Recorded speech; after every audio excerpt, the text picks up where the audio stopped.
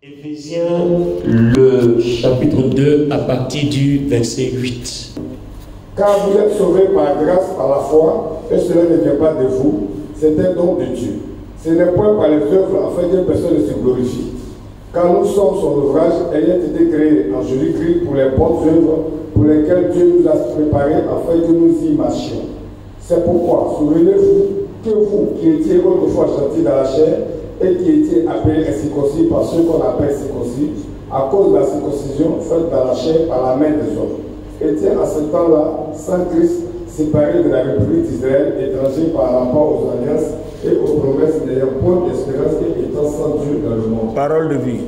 Verset 8. En effet, vous êtes sauvés grâce à la bonté de Dieu et parce que vous croyez. Cela ne vient pas de vous, c'est Dieu qui vous donne le salut. Ce salut ne vient pas de vos actions à vous, donc personne ne peut se vanter. Verset 10. Oui, c'est Dieu qui nous a fait. Il nous a créés dans le Christ Jésus pour que nous menions une vie riche en Très bien. bonne. Très bien, c'est le mot que je cherche. Verset 10. Il nous a créé, Dieu t'a créé toi et moi, pour qu'on mène quoi? Attends, reprends bien, pour qu'on mène quoi? C'est Dieu qui nous a créés dans le Christ Jésus pour que nous menions une vie riche en actions bonnes. Bien. Donc, merci de vous asseoir. Donc, toi et moi ce soir, on est d'accord, que Dieu nous a créés pourquoi? Pour une vie riche en actions bonnes. Le mot riche là a toute sa place ici ce soir. Amen. Donc tu n'as pas été créé pour une vie pauvre en actions mauvaises, mais tu as été créé pour une vie riche en actions bonnes. Donc si on a la grâce par la foi, ça veut dire que la foi ne contient rien d'autre que les actions bonnes.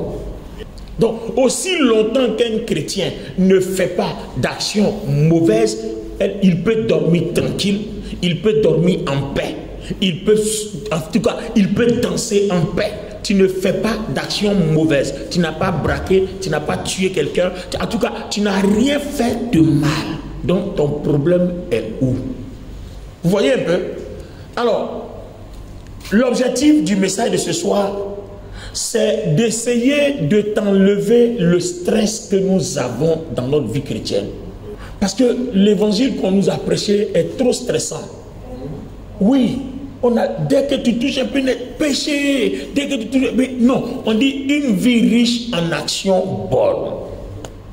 Et dans la suite, il est dit que des projets qui nous rendent riches et qui nous rendent abondants, Dieu les a préparés d'avance. Donc toi, quels sont les projets dans lesquels tu es? Les hommes ont beaucoup de projets, mais le proverbe dit quoi? Seuls les desseins de Dieu s'accomplissent. Donc on réalise que tout ce que nous avons à faire comme projet doit être celui que Dieu a préparé pour toi et pour moi. Donc Dieu a un projet pour chaque personne préparé pour la circonstance. Donc sur la terre, tu ne peux pas te permettre de faire ce que tu veux. Je vais vous donner un exemple et puis on va prier. D'accord? Je vais vous donner un exemple. Un seul exemple ce soir et puis on va prier. Exode chapitre 15, versets 22 à 25. 8 secondes. Donc on a retenu deux choses, non? La première, nous sommes créés pour mener une vie riche en actions bonnes. Et on réalise que nos projets, Dieu les a préparés d'avance. Alors, pensez-vous que Dieu puisse préparer pour nous des projets de galère? Non. Alors, qu'est-ce que Jérémie dit? Je connais les projets que j'ai formés pour vous. Projets de paix et non de malheur. Afin que vous ayez un avenir et de l'espérance. Donc, il n'y a jamais pauvreté. Il n'y a pas chômage. Il n'y a pas stérilité. Il n'y a rien du tout. Donc le projet il est glorieux, le projet il est riche, seulement Dieu l'a préparé, chacun doit le découvrir, chacun doit le savoir. Amen. Donc vous voyez maintenant que c'est comme si ce soir je vous parlais un peu de comment posséder la grâce. Tu vois, mais je ne rentre pas dans le sujet parce que je sais qu'on va le développer dans les détails au fur et à mesure. Gloire à Dieu. Alors, lis-nous quelque chose. Je vais ouvrir nos yeux et puis on va prier ce soir. Exode 15. Versets 22 à 25. Exode 15, versets 22 à 25. Et Moïse fit partir Israël de la mer Rouge et il sortit vers le désert de Chour. Et ils marchaient 3 jours dans le désert et ne trouvaient point d'eau. Et ils vinrent à Mara, mais ils ne pouvaient boire des eaux de Mara car elles étaient amères. C'est pourquoi son nom fut appelé Mara. Et le peuple murmura contre Moïse, disant: Que boirons-nous? Et il cria à l'Éternel.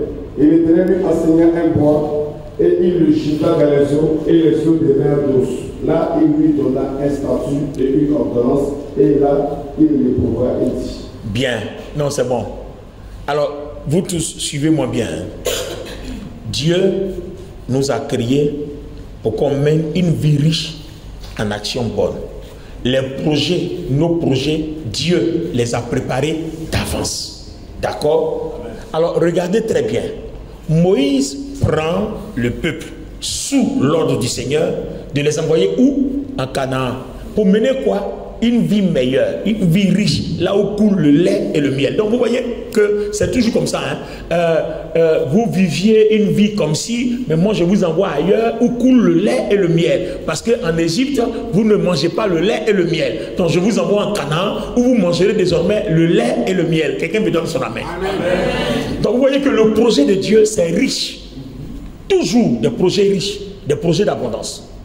Donc celui qui a le secret dans sa marche avec Dieu finit toujours dans la richesse. Yes. Amen. Toujours. Finit toujours dans la richesse. Ça, c'est quelque chose que vous devez mettre dans votre esprit. Dieu est un esprit de grandeur. Avec Dieu, c'est la royauté. Avec Dieu, c'est la souveraineté, c'est le règne, c'est la grandeur.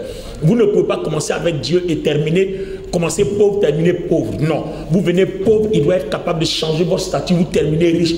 Parce que dans le projet, on est appelé à terminer toujours riche. Ça, c'est dans le projet. Amen. Pas en passant par les fétiches, pas en passant par... Non, on doit terminer riche en passant par la grâce, la voie de la grâce. Alors, suivez bien. Ils arrivent à un endroit où il n'y a plus d'eau. Alors, si le projet de Dieu est envoyé dans un endroit de richesse où coule le lait et le miel, est-ce que Dieu va permettre que la sécheresse, le manque d'eau te tue en cours de route? Non, les amis, non. Il y a quelque chose qu'on doit comprendre. Si Dieu t'a dit, je te bénirai, tant que tu n'es pas béni, tu ne mourras pas. Dieu lui-même va s'arranger que tu ne meurs pas. Si vraiment tu meurs, c'est que la parole que tu as entendue là, c'est pas Dieu qui t'a dit ça. On a une preuve là. Yes. Je vous envoie dans un pays où coule le lait et le miel. Arrivé quelque part, il n'y a plus d'eau. Et ils sont nombreux. Regardez la multitude qui est sortie de l'Égypte. Donc, ils vont tous mourir. L'eau qu'ils ont trouvée enfin pour boire, l'eau est amère. Les premiers qui se sont précipités, qui ont bu, sont morts. Donc, on ne peut pas boire. C'est comme un Saint-Goulayo. Tu as besoin d'argent. Seigneur, donne-moi l'argent. Seigneur, j'ai besoin d'argent. Et puis tu tombes sur quelqu'un, il te donne de l'argent, mais de l'argent inutilisable. Ils ont soif, ils trouvent l'eau, mais l'eau qu'on ne peut pas consommer. Si Dieu t'a vraiment exaucé que tu aies l'argent inutilisable là, c'est qu'il y a un moyen pour le transformer. Yes. Et c'est le message que l'Église doit comprendre. Quand Dieu a donné Jésus-Christ pour qu'on mène une vie riche en œuvres bonnes, c'est-à-dire nos œuvres bonnes vont faire que notre vie sera riche. Yes. C'est une promesse, c'est un projet de Dieu. Et Dieu ne se dédie pas. Yes. Ça veut dire qu'aussi longtemps que toi et moi, notre vie sera que bonne, la richesse ne manquera pas aussi sur notre chemin. Amen. Amen. Maintenant, si la richesse manque, il y a un problème. Soit on n'a pas le discernement, on ne comprend pas comment Dieu fonctionne. Et là, on est en train de comprendre que Moïse, pendant que le peuple se lamentait, le peuple était prêt à lécher Moïse. Comme quoi il y a des gens, tout leur problème, c'est quelqu'un d'autre qui est responsable.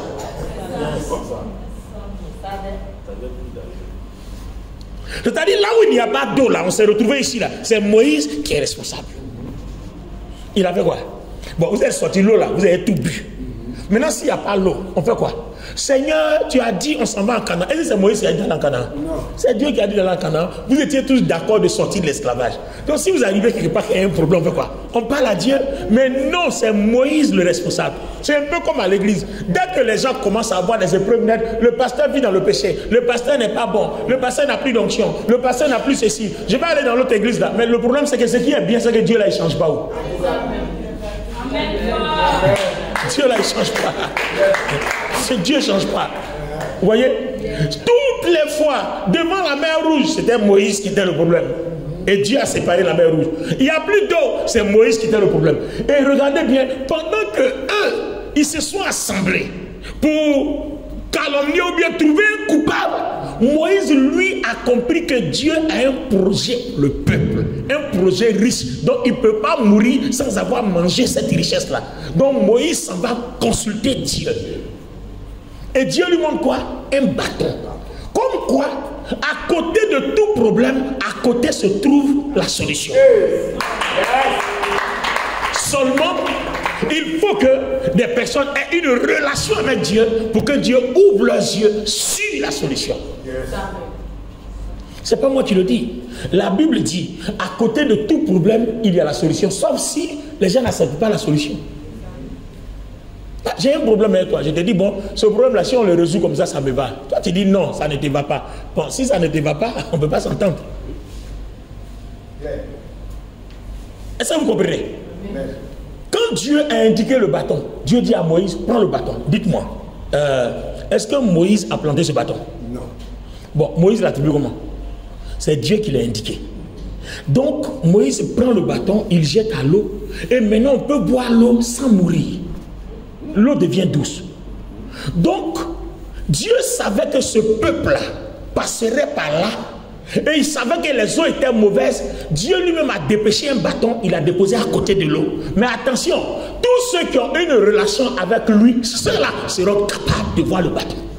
Yes. Et de savoir où le bâton se trouve.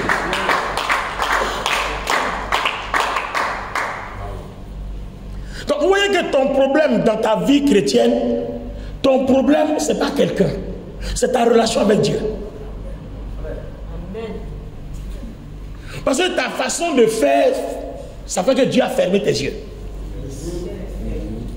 Regardez souvent, tu vois, prophète Gass, c'est ce que je dis toujours quand je parle à mes enfants spirituels. Tu vois, la rébellion là.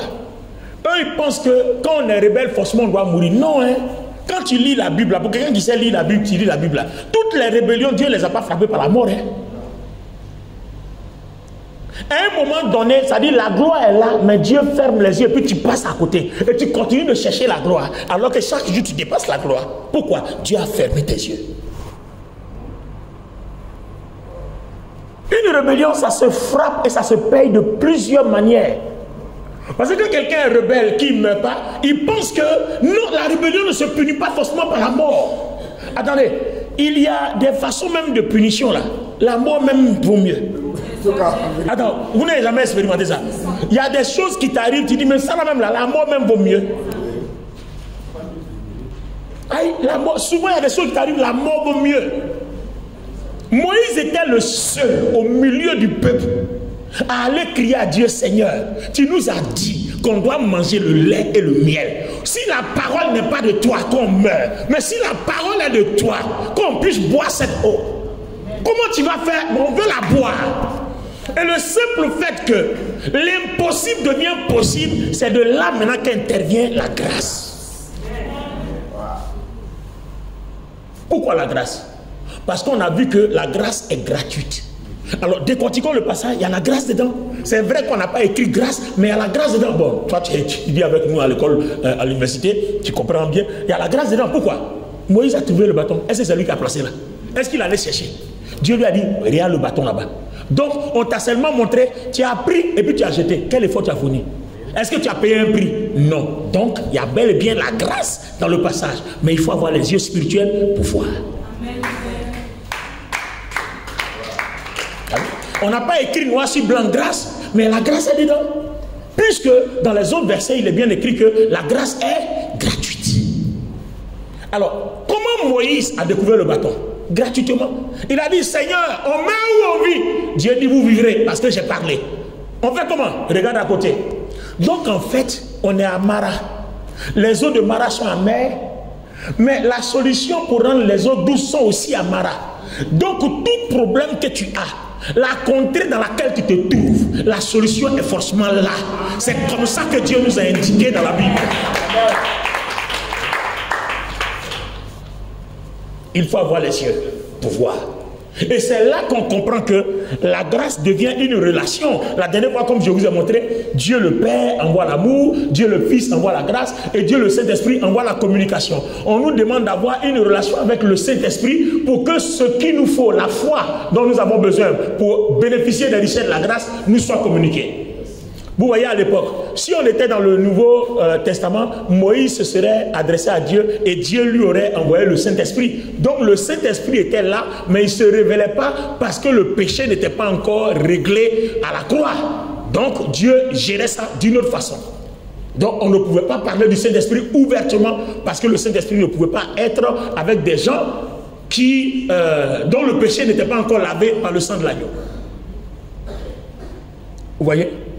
Donc si on était à l'époque, on allait dire, le Saint-Esprit indiqua un bâton à Moïse. C'est comme aujourd'hui, ah le Saint-Esprit me dit, c'est comme ça. Donc Moïse dit, Dieu me dit, il y a un bâton. Et puis il prend le bâton, il jette à l'eau. Alors je veux dire à quelqu'un, ce soir nous allons prier. Si tu as des problèmes, ou bien tu as eu des problèmes, la solution là, où ça se trouve là, l'endroit où tu as eu le problème là, il faut que Dieu te montre la solution là-bas. Dans ton travail, tu as des problèmes avec tes patrons. Il y a la solution quelque part là-bas. Alors, on va prier pour que Dieu ouvre nos yeux. Tous nos problèmes ont leur solution dans le même endroit. Tu as eu des problèmes à Abidjan, la solution à Abidjan. Ce n'est pas à Paris que tu allais régler la solution. Ce n'est pas à New York que tu allais chercher la solution. L'endroit où tu as eu le problème là, là se trouve la solution. Ça, c'est ce que la Bible nous dit. Exode chapitre 15. Donc vous voyez que cette façon de savoir comprendre les Écritures fait qu'on est à l'aise quand on marche avec Dieu. Regarde par exemple, si aujourd'hui tu ne sais pas que tout problème, tu trouves sa solution, toi tu as un problème par exemple à Congo-Dia, et puis toi tu t'en vas à New York, tu t'en vas chercher la solution là-bas, Dieu ne t'accompagnera pas. Parce que Dieu t'informe à partir d'Exode 15 que toute difficulté, tout obstacle a sa solution à côté. La seule chose, il faut que tes yeux soient ouverts. Donc, l'ouverture de nos yeux et la relation avec la personne qui ouvre nos yeux devient un des points principaux. Un point principal pour notre vie chrétienne. Donc, vous voyez que la vie chrétienne, ce n'est pas simplement prier, et puis tu pries et tu finis, les choses n'avancent pas. À un moment donné, toi-même, tu es découragé, l'envie de prier ne vient plus. Donc la maîtrise et la connaissance de la parole nous montrent les stratégies pour avoir des raccourcis. Très important. C'est pour ça que la dernière fois, vous vous souvenez, je disais aux gens, je disais que certaines personnes marchent avec le Seigneur, eux leur problème c'est révélation, prophétie, et puis les gens sont tellement attachés aux songes et puis aux rêves. Mais les Américains disent que quand tu manges beaucoup d'oignons, tu rêves beaucoup. Ben oui, et puis c'est vrai. Si vous voulez, faites l'expérience. Le soir, comme ça, la maïs salade avec beaucoup d'oignons. Vous allez voir, vous allez rêver parce que, en fait, l'oignon fait circuler le sang. Donc, tant que ton sang circule, que ton cerveau est aéré, en tout cas, tu vas voir beaucoup de choses. Tu vas faire beaucoup de rêves, mais qui n'ont rien à voir avec les songes, qui sont des visions nocturnes à travers lesquelles Dieu parle à une personne ou à son peuple. Donnez-moi votre amen, église. Alléluia. J'ai dit alléluia. Amen. Donc ne vous conformez pas au siècle présent. Soyez attachés à la parole de Dieu. C'est la connaissance de la parole qui nous libère. C'est la connaissance de la parole qui nous indique la meilleure prière à faire. C'est la connaissance de la parole qui nous indique la meilleure révélation. Et elle nous permet de comprendre. Tant que vous ne faites pas de la connaissance de la parole votre priorité, il y a certains niveaux de miracles que vous n'expérimenterez jamais dans votre vie. Et quand on dit un miracle, ce n'est pas seulement la guérison, et pour les gens qui ne tombent jamais malades. Parce que quand on dit miracle, tout le monde voit guérison. Le miracle, ce n'est pas seulement la guérison, ce n'est pas seulement la délivrance. Ah non, un miracle, c'est un déblocage surnaturel qui dépasse les efforts, l'entendement humain. Quand on a étudié la grâce les 2 jours précédents, vous vous êtes rendu compte que l'opération de la grâce est surdimensionnelle. C'est-à-dire, tu ne peux pas comprendre et tu ne peux pas non plus expliquer. C'est pour ça que je dis ça s'appelle tout simplement la grâce. Donnez-moi votre amen, église. Amen. Bref, on va prier. Gloire à Dieu. Et si je dis on va prier, il faut que tu pries aujourd'hui. Il faut que tu pries. Vous comprenez qu'en fait, toi et moi, nous sommes des potentiels riches. Mais on n'a pas encore trouvé où se trouve le bâton et l'endroit où on doit le jeter pour que les choses soient consommables. C'est tout. Et c'est ça que Dieu a caché. C'est ça le problème. Bon, je vais prendre un exemple banal. Un prophète grâce. J'ai taquiné un peu mon protocole. Viens. Hein? Non, moi, quand il a dit, quand il a parlé de Marie, on m'a dit, oui, tu es marié, tu es marié, non? Oui ou pas? En tout cas, tout ça, c'est le... Oui, parce qu'elle a dit ça tellement gentil. Bon, les garçons, ma fille, elle veut se marier où? Donc, voilà. Vous êtes là où regardez les gens, là. Elle veut se marier. D'accord? Bon, c'est un petit taquiné. D'accord?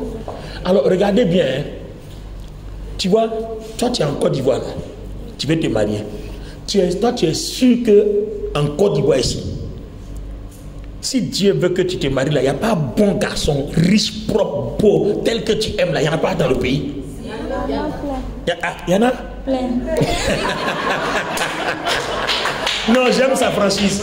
Non, j'aime sa franchise. Non. J'aime sa franchise, non. Acclamons Dieu pour Marie-Lo. J'aime sa franchise.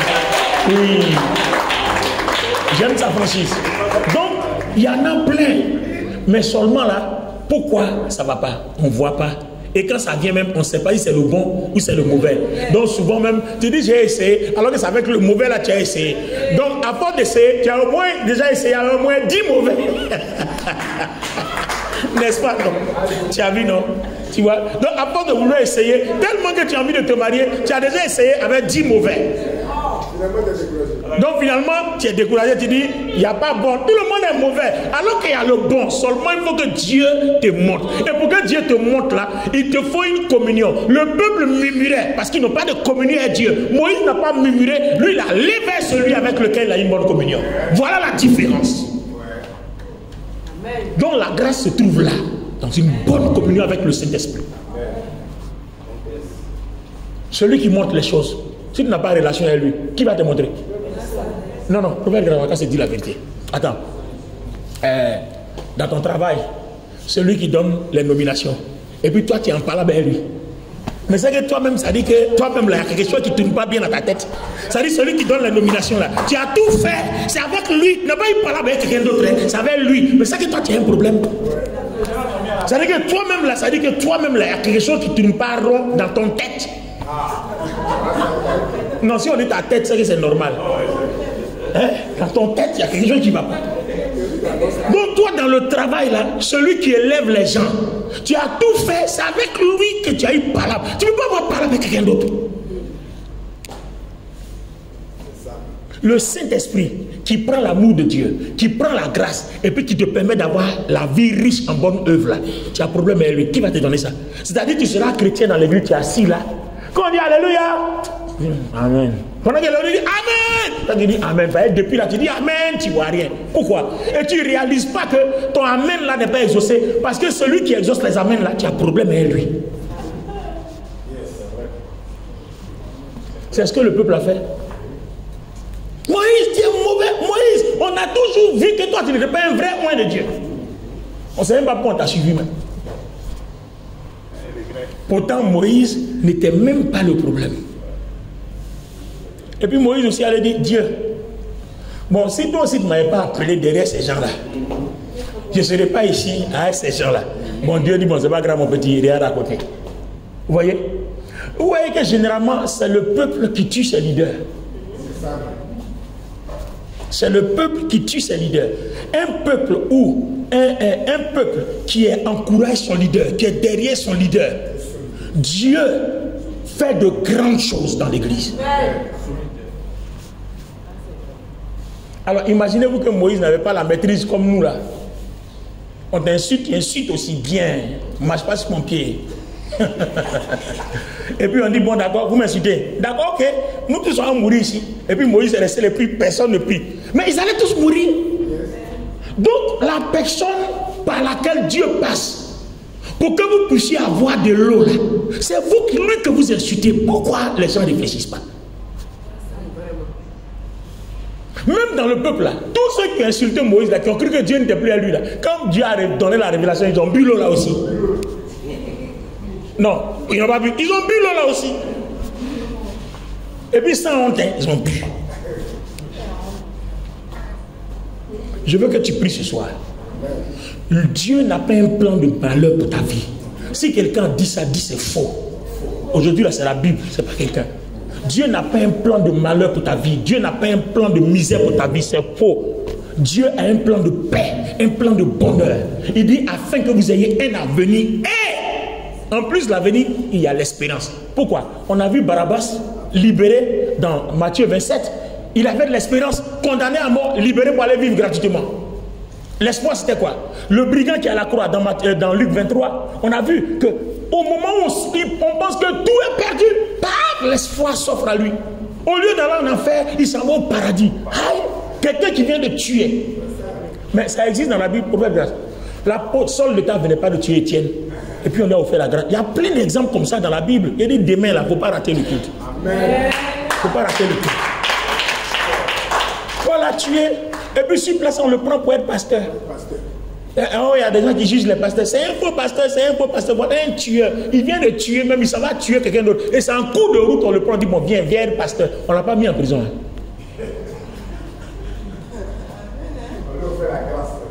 Et dans la ville, les gens étaient prêts de l'empêcher de rendre ministère.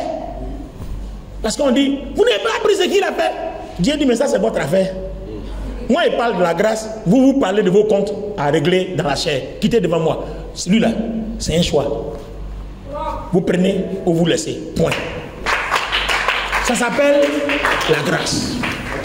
Donc toi aussi, quand tu marches là, ne laisse pas quelqu'un te faire croire que c'est terminé, c'est fini. Non, non, non, non. Ça s'appelle la grâce. À n'importe quel moment, la grâce opère. Dans le trou, la grâce opère. Condamner, la grâce opère. Enchaîner, la grâce opère. La grâce n'a pas de limitation. La grâce n'a pas de blocage. La grâce ne connaît pas ni limitation, ne connaît ni limitation, ni blocage. La grâce te fait espérer en tout temps, en toute heure, en tout lieu, en chaque moment. La grâce, avec la grâce, tout est possible. Et celui qui a acquis la grâce pour nous s'appelle Jésus-Christ. Et celui qui nous donne la foi pour que la grâce acquise par Jésus-Christ nous soit donnée s'appelle le Saint-Esprit. Et celui qui a aimé le monde, qui a donné Jésus, s'appelle Dieu.